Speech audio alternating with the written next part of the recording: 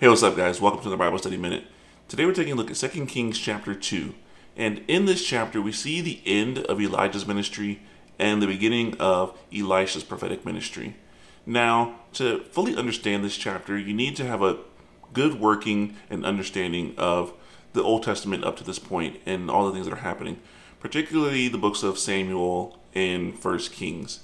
So what we see here is Elijah is traveling and he's trying to get Elisha to stay behind. And we don't really understand the reason why he's doing this, but we can kind of assume that it's to test Elisha's devotedness and faithfulness to Elijah and to continue following him.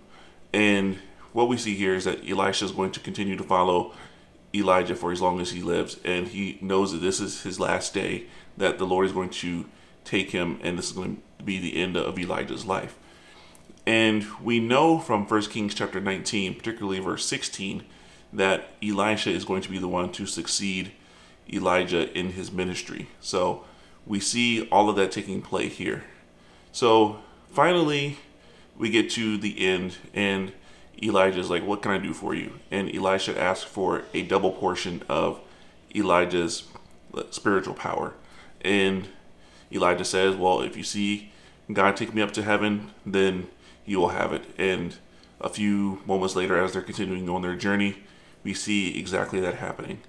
But then what we see in the rest of the chapter is the Lord confirming the prophetic ministry for Elisha. So he does this by Elisha picking up the mantle first and then using the mantle to strike the water like Elijah had done so that he can cross the Jordan River. And then from there we see him also blessing and cursing. And both of those are being signs to show that he is indeed a prophet in Israel. So what we see here and what's our takeaway is ultimately that God is a God who keeps his promise.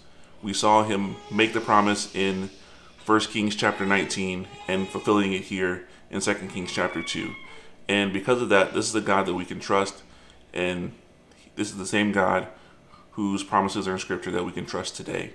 So that's my encouragement for you today from 2 Kings chapter 2. And until next time, grace and peace.